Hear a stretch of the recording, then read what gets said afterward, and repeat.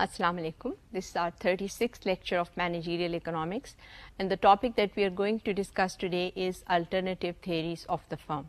From the very beginning of this course, we have been discussing the theory of the firm. It is called neoclassical theory of the firm, or conventional theory of the firm, or traditional theory of the firm. Now we are saying that we are going to discuss alternative theories of the firm. The reason is that in 1939, a controversy was started against the traditional theory of the firm. The economist, a group of economists at Oxford University was conducting a research, and this research was presented by two economists, Hall and Hitch, in their report. And in their report, the results were quite striking. Number one, it was shown that the firm does not attempt to maximize profit. The second point was that the firm usually they do not use the marginalist approach, that is, they do not equate their marginal revenue to their marginal cost.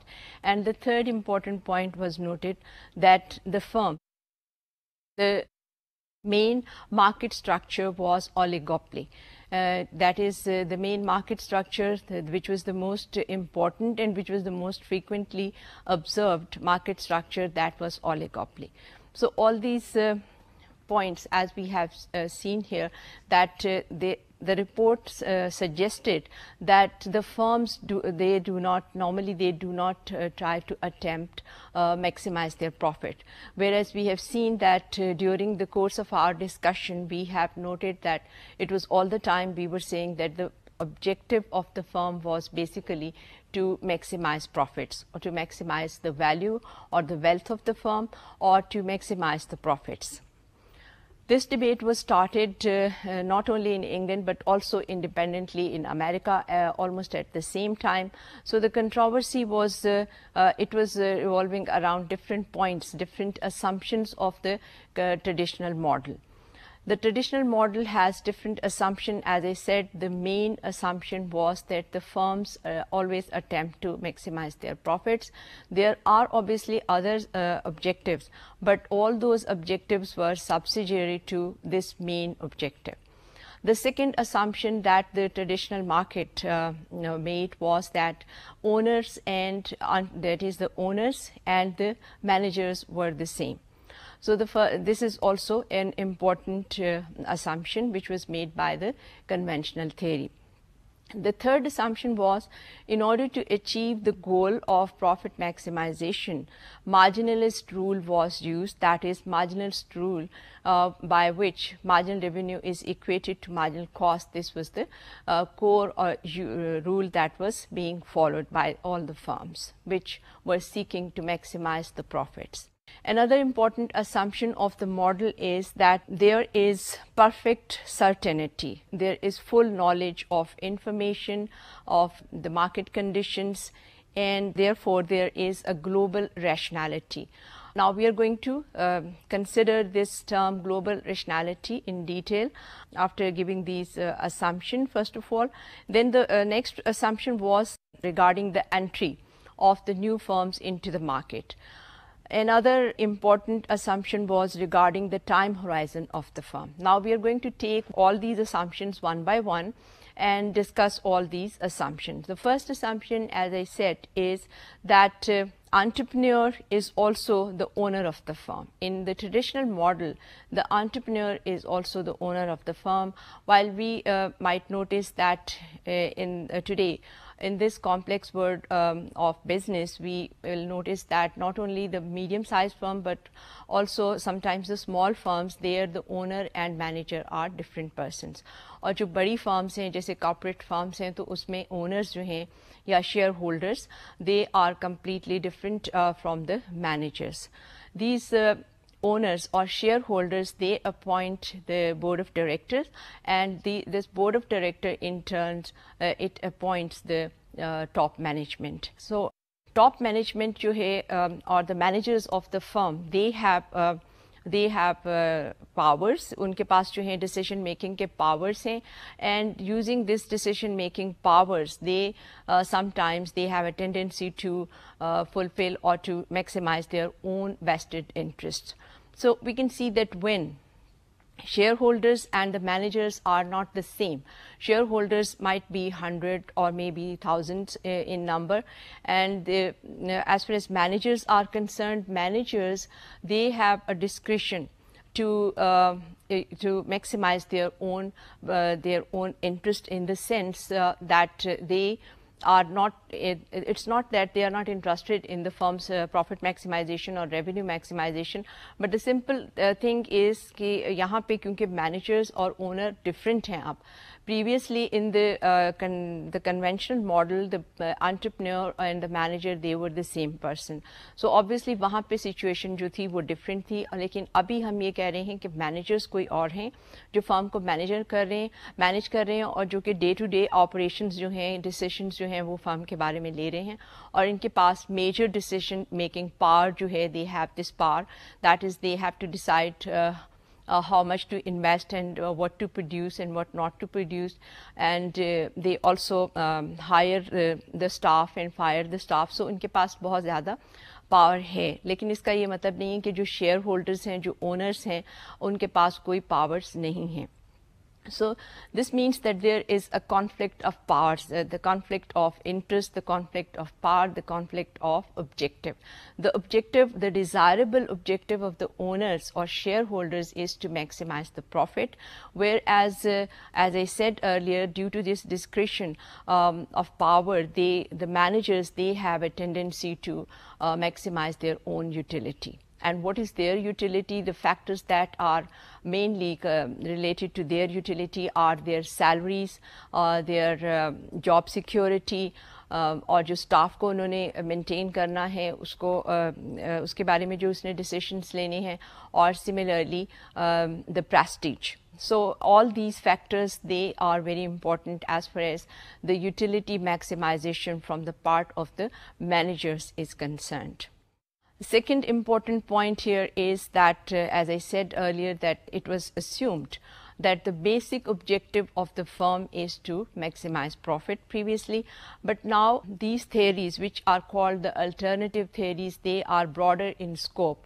They have different, they are saying that there are different objectives of the firm, and it's not a single objective. There is a multitude of objectives, and these objectives might include the utility maximization of the manager, and another aspect, another theory which was presented is the growth maximization of the firm, and similarly there are many other, including an important theory which was presented by Baumol, and that was revenue maximization instead of profit maximization.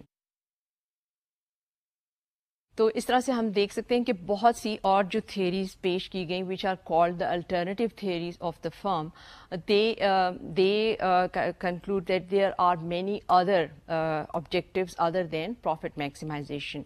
लेकिन जो traditional economist हैं या traditional economist या traditional theory को जिन्होंने defend किया, many names are included such as Friedman है, Milton Friedman and Fritz Marklepp. They came to defend this marginalist theory, और उन्होंने जो अपने इसके लिए डिफेंस के लिए जो उन्होंने arguments दिए, those arguments were based basically on abstract theory, that is abstract theoretical arguments, and they did not give any conclusive support by supplying an empirical study.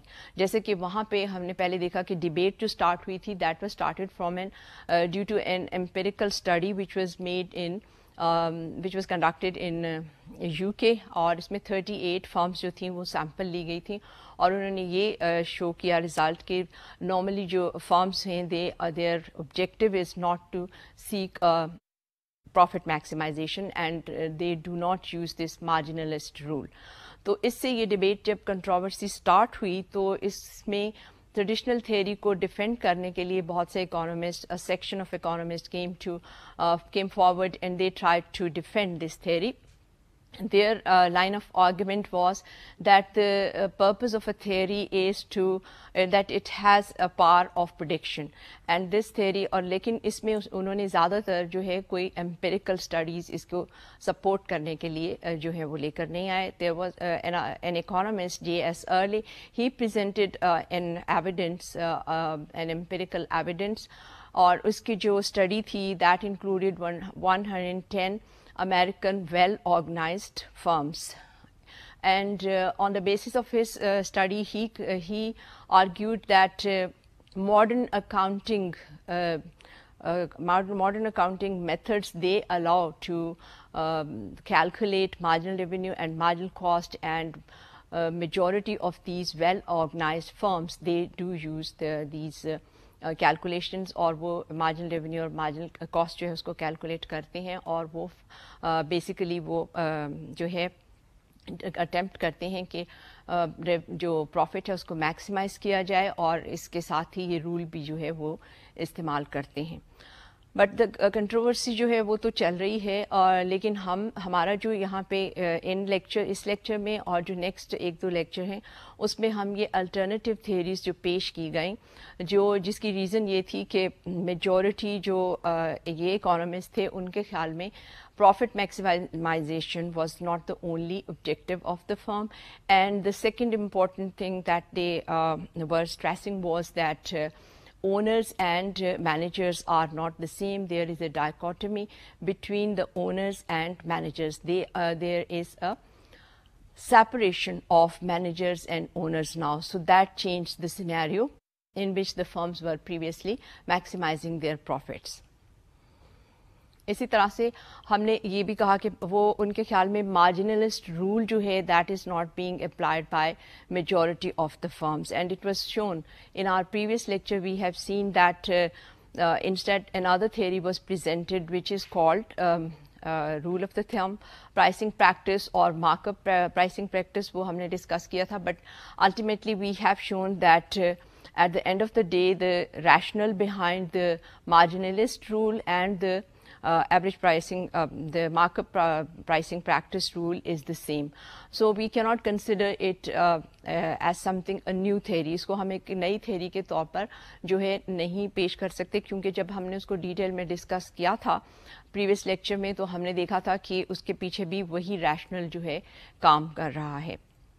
लेकिन जैसे मैंने बताया कि ये मेन पॉइंट ये भी एक कंट्रोवर्सी का है कि जो इकोनॉमिस्ट हैं, जो अल्टरनेटिव थ्योरीज जिन्होंने यहाँ पे पेश की, दे argue that this rule is very difficult to apply. The reason is that this rule requires that the firm has perfect knowledge, certainty and information about the cost condition and the demand condition of the firm and its environment, which is very difficult. Normally these data regarding the demand condition and the cost condition, they are not provided, it is not available, and even if it is available, it's not all the time updated. So it's very difficult to apply this rule. और इस वजह से जो simple rule है, straightforward, जैसे हमने कहा था, markup on cost and markup on price, that rule is normally used by the firm जो practice कर रही हैं pricing policies और output policies को. It is also assumed in the conventional theory that managers, they have an unlimited time and information at their disposal. और इसी तरह से ये भी assume किया जाता है कि जो managers हैं उनकी ability जो है वो भी unlimited है. They can compare different alternative solutions and they can come up with the optimal solution, which is not possible humanly. इतना ज़्यादा जो है उसमें इसीलिए इसको जो term इसके लिए use की जाती है, that is global rationality. And the alternative theorists, they have come up with another term which is called bounded rationality. That is, the managers are rational, but their rationality is bounded, it is limited. This is the point that we will discuss in our next theory. Okay, next assumption is about the entry of the firms, that is the new entrants to the industry. इसमें जैसे हमने देखा था during our discussion of oligopoly, we have seen and we have also discussed one of the examples to explain this approach, that is by using the game theoretic approach. There we have seen that how the firms which are the existing firm, they deter the entry of the new entrants. As far as the entrants are concerned, in the traditional theory, the actual entrants are considered, whereas the potential entrants are not considered as such. कि जो actual entrant जो market में enter होते हैं उनके बारे में बात की जाती है, whereas the potential entrant they are not considered. In our game theoretic approach, as I said, that we have discussed this point, and then in pre-game theoretic approach we have seen that there was the policy which was adopted by the firms, that is the limit pricing policy. And limit pricing policy में क्या होता है that they determine or set the price so low that it will deter the entry of the new entrants. और इसी तरह से जो predatory pricing practice है उसमें हमने देखा था कि जो existing firms हैं वो price को इतना ज़्यादा low set करती हैं कि जो existing उनके rival firms हैं they have to leave the market. Similarly, there is another pricing practice which is market penetration. In that case, the price is set so low in the initial stages that the firm grabs the market. It grabs the market share, अपना एक जो है market share जो है वो establish करती है और इसके बाद उसको price को raise करती है. So there are these are different types of pricing practices which are used by the firms. As far as entry is concerned, that is entry of the new firms who are potential entrants or the actual entrants. तो जो हमारी conventional theory है, it takes into account only the actual entrants, and it also depends on the nature of the model that is being discussed. For example, in monopoly and most of the cases in oligopoly, the entry is blockaded. In the short run, it is impossible to enter the market. Only the entry takes place only in the long run. So ये सब different points जो assumptions थे वो हमने आपको explain किए हैं कि जो assumptions conventional theory के हैं और जो इसके ऊपर attack किया गया, तो उसके बाद किस तरह से उन्होंने इसको डिफेंड किया और ये कंट्रोवर्सी जो है अब चल रही है. और इसी वजह से हम ये थेरीज़ जो हैं, जो नई थेरीज़ हैं, which as a result of this controversy, this debate, some new theories were developed, and two schools of thought were basically they emerged. One is the managerial school and the other is the behavioral school.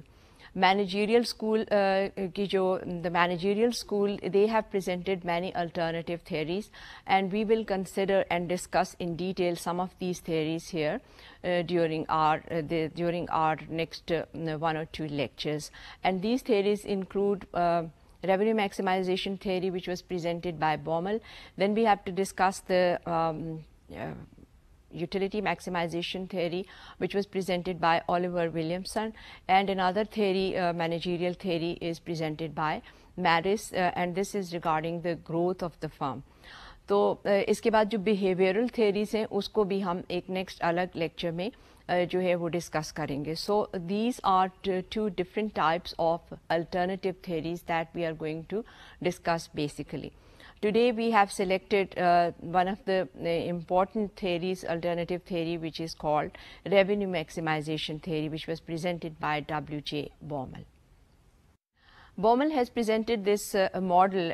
Basically, he has presented two models. One is the static one-period model, and the other is multi-period dynamic model. And both of these models has two versions. That is, they are discussed with advertising and without advertising. So but here we are going to discuss the static model with one period, that is a single period. Baumol has come up with the argument that it is the revenue maximization in which firm is interested. So he assumes that normally the managers, they seek to maximize revenue, that is sales revenue, and not the profit maximization. From his experience of he has a long experience with the large firms as a consultant, and from his experience he showed that it is the revenue which the firm tries to maximize, which the firm attempts to maximize, and not the profit. and he has given a long list why the firm is interested to maximize its revenues rather than profit.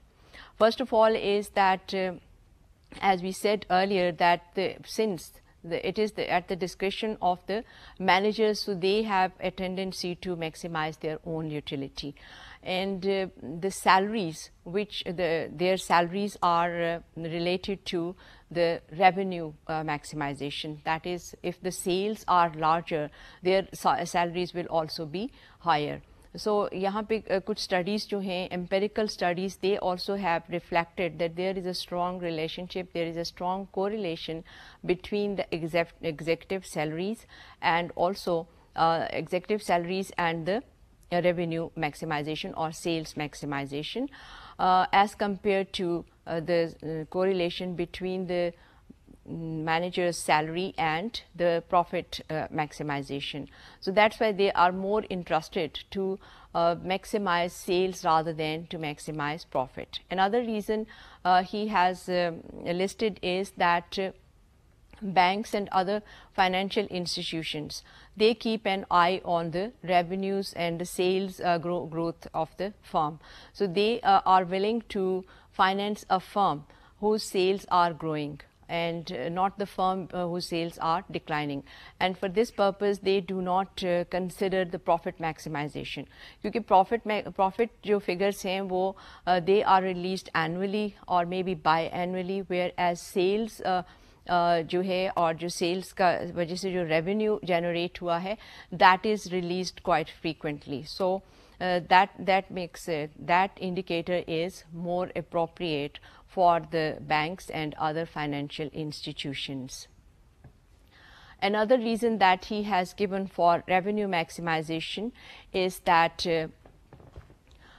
he thinks that due to this revenue maximization, इसमें जो firm है उसका जो staff है उसके बारे में भी जो उसके साथ जो उसका relationship है, क्योंकि अगर revenue maximize करेंगे तो उनकी salaries जो हैं, जैसे कि manager की salary जो है, it is related to the sales revenue maximization. Similarly, the salaries of the other staff and workers is also related to the growing sales. और इस तरह से जो स्टाफ है उसके बारे में भी जो पर्सनल जो उन्होंने हायर एंड फायर करने होते हैं, अगर सेल्स रेवेन्यू जो है वो ज़्यादा होगा तो उनकी सैलरीज भी ज़्यादा होंगी और इसी तरह से उनकी जॉब्स जो हैं वो भी सिक्योर होंगी. When the sales are growing, the sales revenue is growing over the time, it increases the prestige of the manager, while the larger profits, they go into the pockets of shareholders. Another important aspect of this theory is that as far as the managers are concerned, managers, since they have their own vested interest and they want to maximize their utility, therefore it is assumed that there is a tendency that they avoid risk, that they become risk avoiders, that is, they are risk averse. There are certain projects which are quite promising but they are risky. और वो इन projects को जो है इन projects को वो इसलिए ignore करेंगे कि उनका अपना जो है इसमें इंटरेस्ट नहीं है, क्योंकि ये रिस्की हैं और अगर जो प्रोजेक्ट जो है वो कामयाब नहीं होता तो उनकी अपनी जो जॉब है उसकी सिक्योरिटी वो ख़तरे में आ जाती है. तो इसलिए से इस वजह से जो मैनेजर्स हैं वो रिस्क अवॉइडर्स यहाँ पे उनको जो है या रिस्क अवर्स हो जाते हैं. Although Baumol has considered the interdependence of the firms, because basically we are considering here the oligopoly framework, and there we have seen, obviously during the discussion of oligopoly, we have seen that it is the firms, their decision making is it depends on the other firms, so it is interdependence. This interdependence among the firms is quite important. But as far as this model is concerned, here we'll see that Baumol is of the view, from his experience, he is of the view that in day-to-day operations, firms do not consider the responses of their competitors. And he shows that as far as pricing policy, even the pricing policy or other policy matters, the responses of the firms are not considered. It is only the radical changes, for example, drastic or a large campaign, advertising campaign, or if the firm is going to launch a new product line. In that case, the firm, they consider the responses and responses of their competitors. So there the implication of interdependence is considered. But otherwise, during this, as far as this revenue maximization model is concerned, it is especially this static model that we are going to discuss here. Baumol assumes that the firm that he is considering, it is not considering the responses of its rivals. So the model that we are going to consider here is, it has certain assumptions. The first one is that it is a single period static model. The second is that the firm attempts to maximize its revenues, sales revenues, subject to a constraint, and that subject to a constraint, and that constraint is the minimum level of profit constraint. Third assumption is that this minimum level of constraint, it is assumed to be determined exogenously by the demand and expectations of the shareholders, that is owners, and the financial institutions. Now this is a minimum profit constraint which comes from the owners.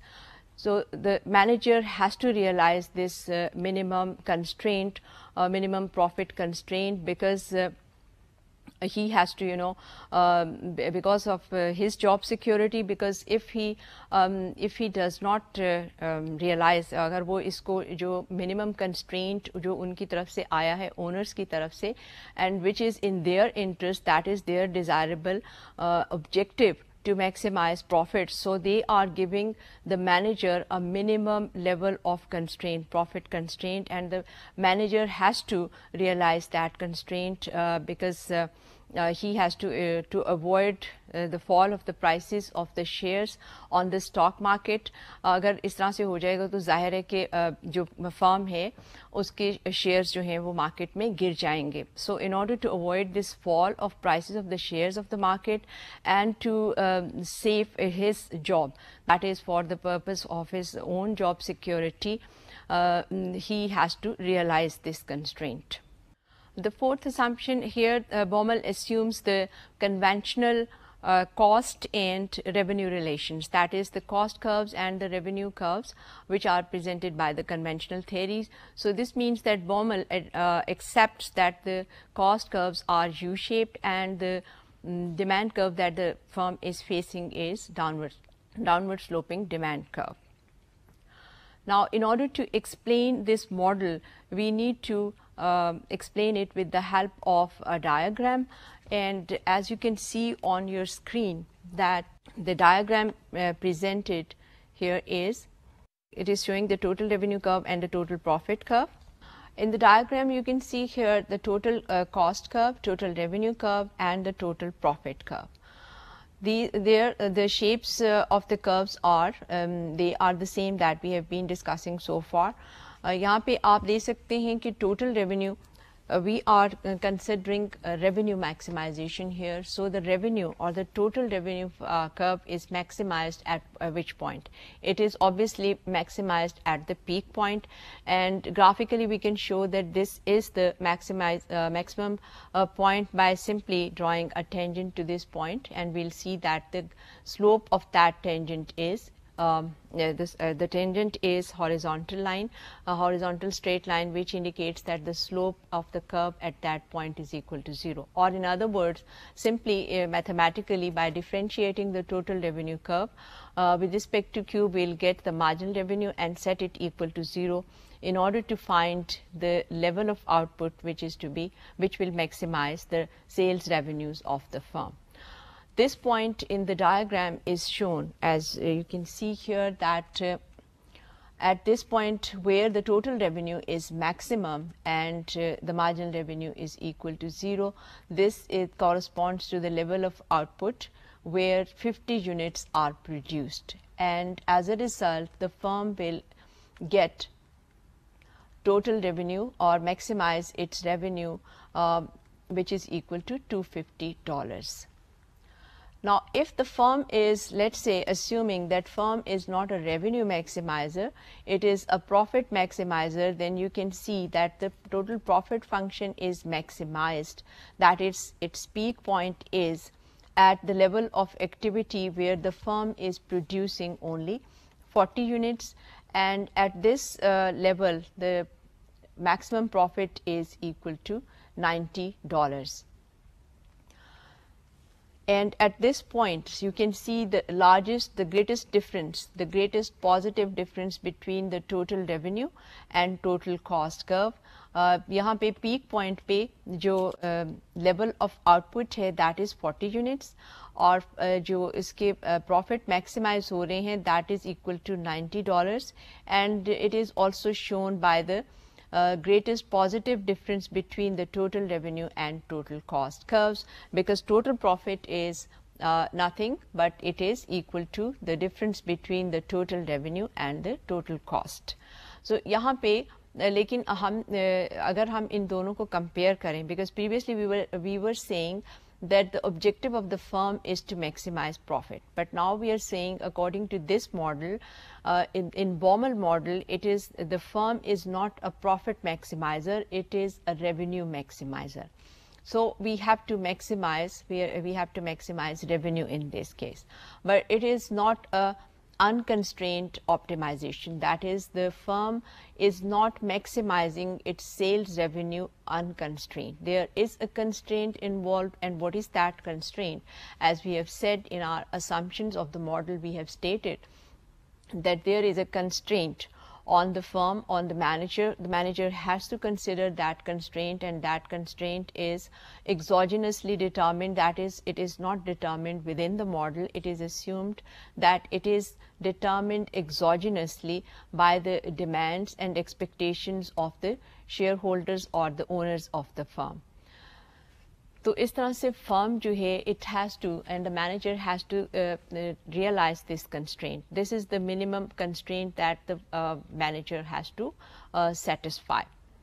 और इसमें आप diagram में देख सकते हैं that this minimum constraint on the manager, if we look at the profit maximizing point and the revenue maximizing point and compare these 2 points, we will see that at when the firm is maximizing its revenue, it is producing 50 units, and when it is maximizing its profit, it is producing only 40 units. And the level of profit at both of these points is that it is equal to $90 when it is maximizing its profits. When it is maximizing its sales revenue, at that the level of output is $70. So firm जो है यहाँ पे जब वो 50 units produce कर रही है, तो उसका जो level of output है, the maximum output is 50 units, and the revenue that is being maximized is equal to $250, and the profit that the firm is making at this level of output is $70. You can see different levels of profit constraint.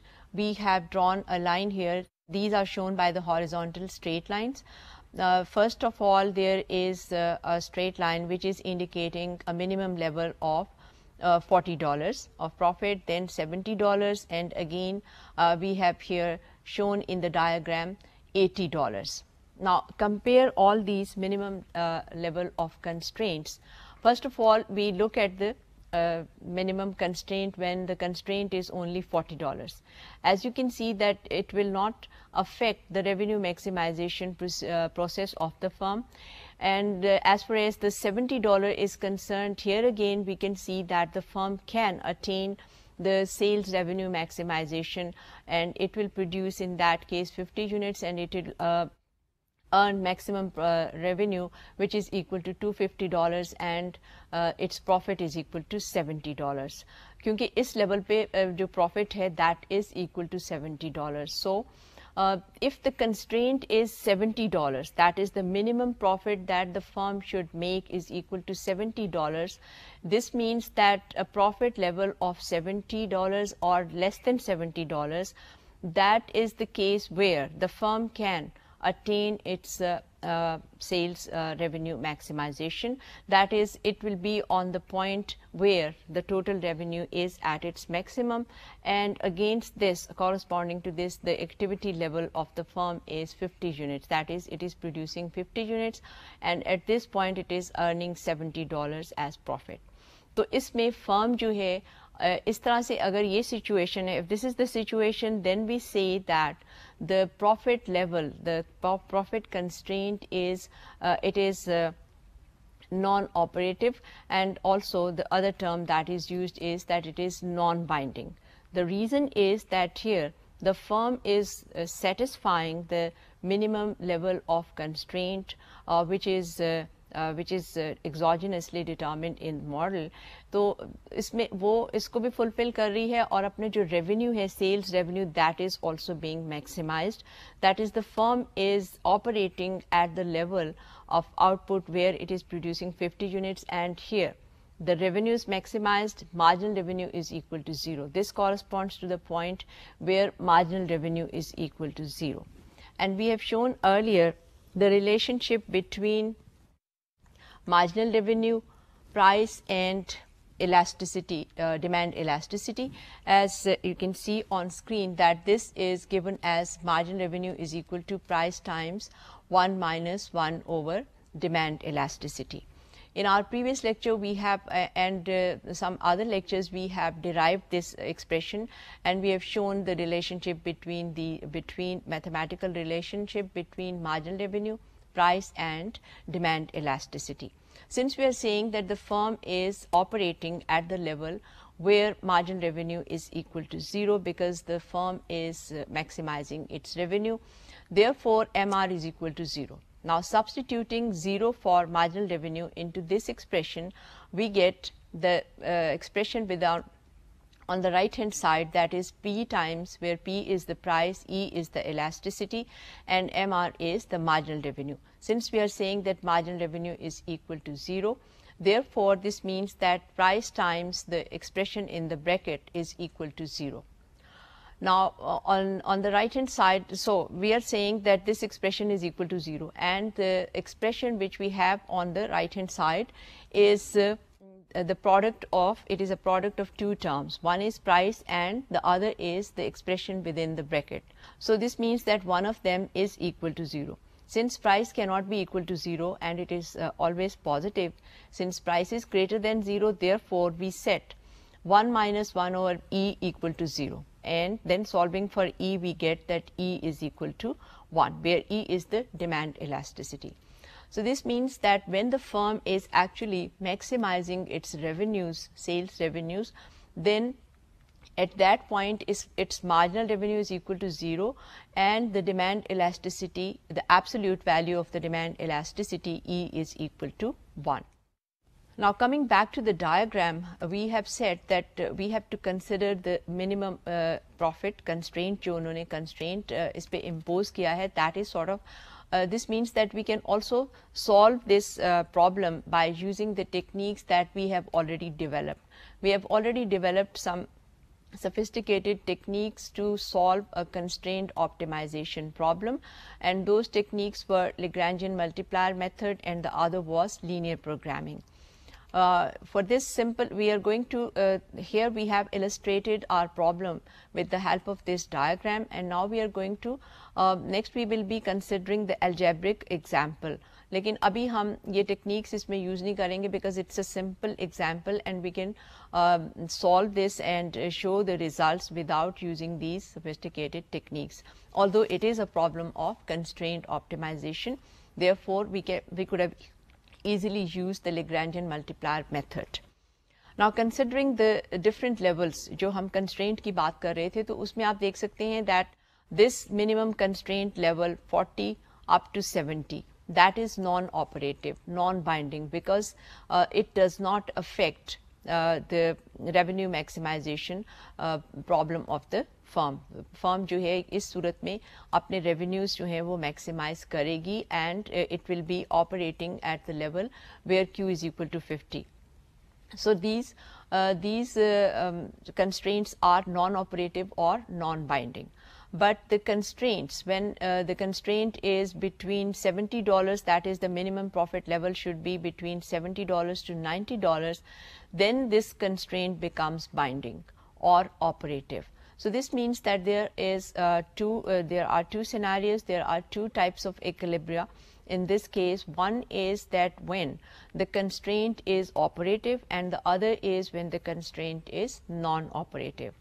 The constraint in this case will be non-operative when the dollar terms the profit constraint is 70 or less than 70, but it will become operative or it will become binding in the case when the constraint is it is between $70 and $90. That is, the minimum profit constraint is $70 and it is between $70 and $90, which means that in that case यहाँ पे जो है ये effective barrier के तौर पे काम करेगा. That is, in this case the constraint will effectively it will become an effective barrier as far as revenue maximization is concerned for the firm, because in that case firm will not be able to attain the revenue maximization at this level.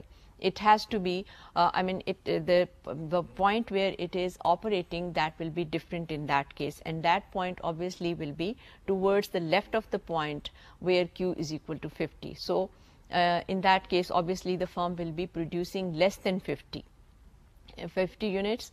And as far as the price is concerned, we have not talked about the price to determine hogi. That will be here as I said earlier, that although Baumol has considered and he has assumed that there is an interdependence among the firms in this oligopoly framework, but as far as this model is concerned, it is silent about the determination of the price. और अगर हम price को यहाँ पे देखना चाहेंगे, we simply draw lines through the origin up to the relevant portion of the total revenue, and we'll be able to see that the point where the firm is maximizing revenue and the point where the firm is maximizing profit, the prices are different, and this can easily be shown by the different slope of these secant lines. तो हम देख सकते हैं कि जो line हमने draw की है इसके लिए जो कि profit maximization point पे है, और जो line हमने draw की है जो revenue maximization point पे है, वहाँ पे हम देख सकते हैं that the price is higher for the profit maximizer rather than the price of the revenue maximizer. So this is to say something about the prices.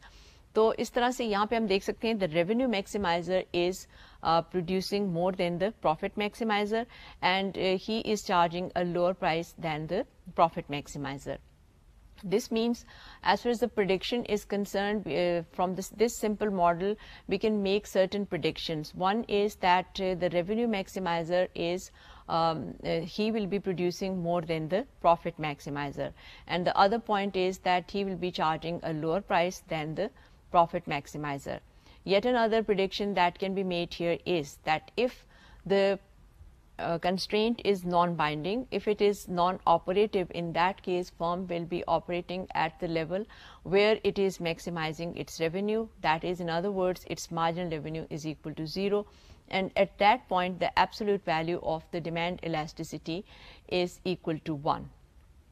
It cannot be less than 1. यहाँ पे हम देख सकते हैं कि it is equal to 1, and this is what we have already proved here, that the point where the marginal revenue is equal to 0, demand elasticity is equal to, its absolute value is equal to 1. It cannot be less than 1. Why?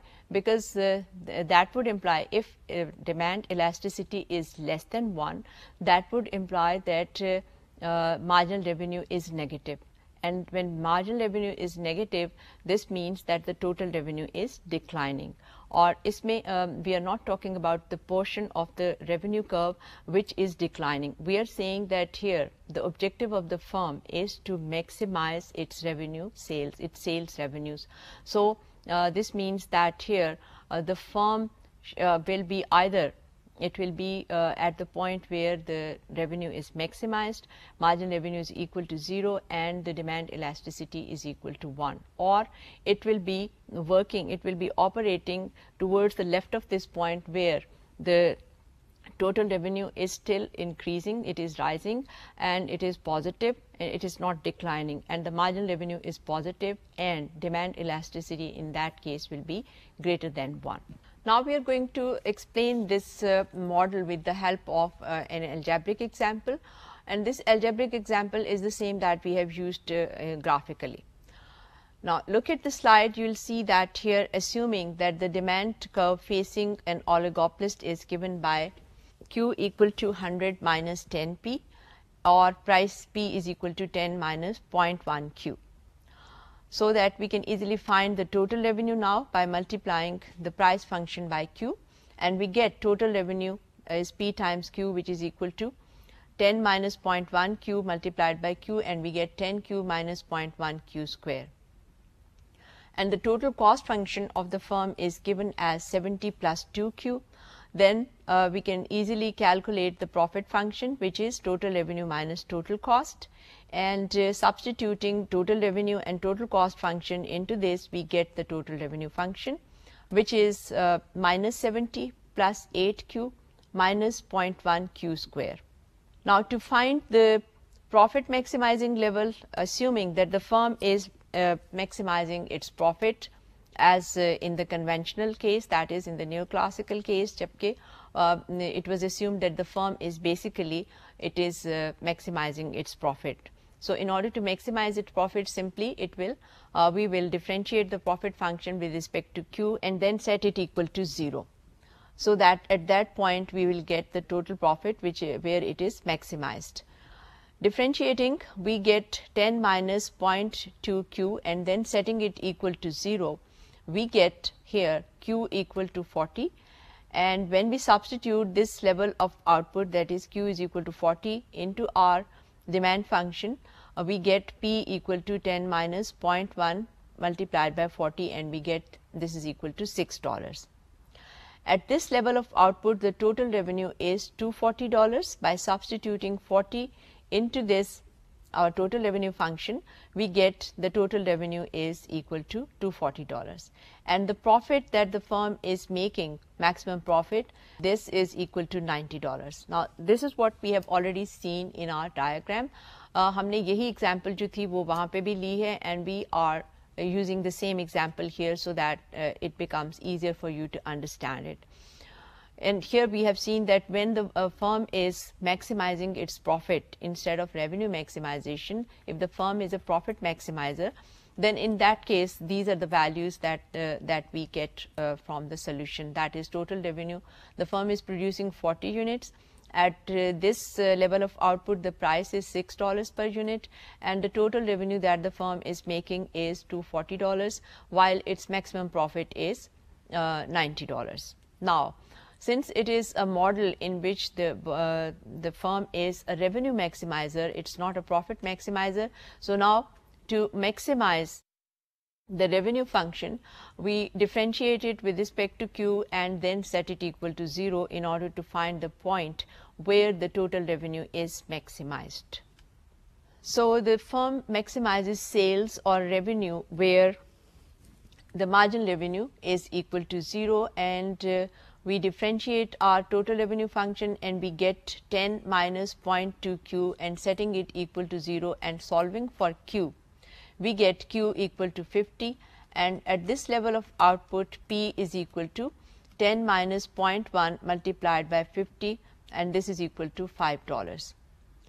At this level of output, the total revenue that the firm is earning is equal to $250, and the profit is equal to $80, as we have seen in our diagram. Again, this is the same, these here we have the same figures. that is we are maximizing the revenue, और जब हमने revenue maximize किया है, so for that purpose the first step will be to differentiate the total revenue with respect to Q, and we get marginal revenue and we set it equal to 0.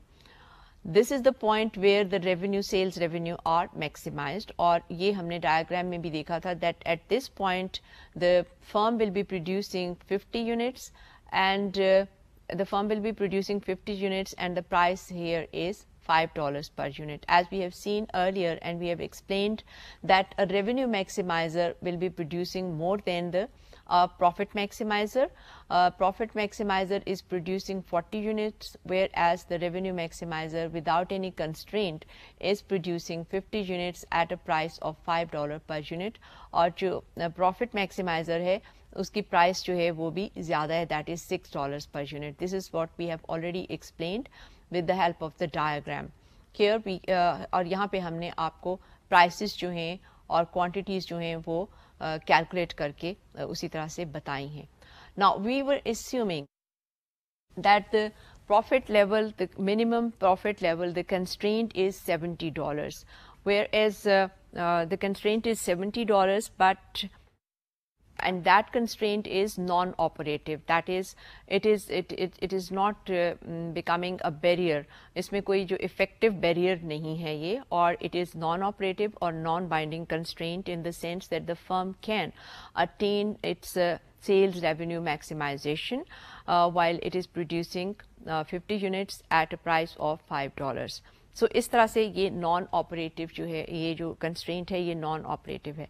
But we have considered the other scenarios where the profit, the minimum profit is greater than $70. If it is equal to $70 or less than $70, in that case it will be non-operative or non-binding. Or firm जो है that will actually it will be facing a situation where there is no constraint as such. And in that case we can consider that it is an unconstrained optimization problem. But if the minimum constraint is greater than 70 and between $90, in that case it becomes an operative or binding constraint. इस situation में फिर हमने देखा कि अगर firm जो है, let's say if the constraint is $80, and in that case we will see that the firm will be producing not 250, it will not be producing 50 units, it will be producing only 47.5 units. तो इस तरह से firm जो है it has to operate at another point. इसके जो operating point है वो change हो जाएगा. Now the firm will be producing lesser units, that is instead of 50 units it will be producing 47.5 units, और इसकी प्राइस जो है वो भी पहले की निस्बत ज़्यादा हो जाएगी.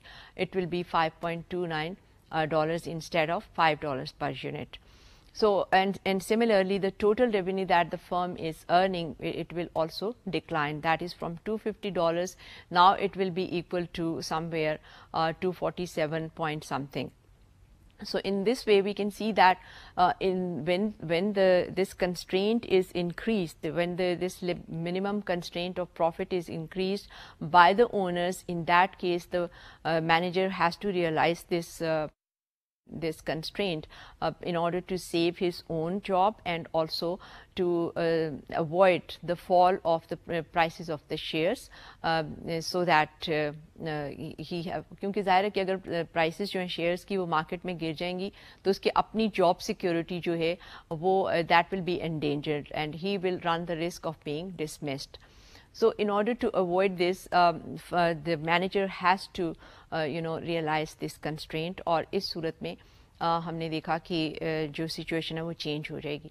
There are certain criticism भी इस पे काफ़ी ज़्यादा इस model पे की गई. One of the point is that in the long run these two, that is the profit maximization and the revenue maximization, has a tendency to converge. Another critical point that is for which it is criticized is that it does not consider the equilibrium of the industry. और एक और जो point है जो इसके बारे में कहा जाता है that Baumol does not consider the interdependence between the firms, although he is considering a situation where the firm is an oligopoly firm. तो उसमें जो interdependence है उसको ignore किया गया है, that is the price which is determined by the firm is it is assumed that the other firms, the responses of the other firms are ignored. So we have considered this revenue maximization model in today's lecture, and next time we are going to consider another model which is presenting an alternative theory of the firm. With that, we come to an end of this session. Thank you. Khuda Hafiz.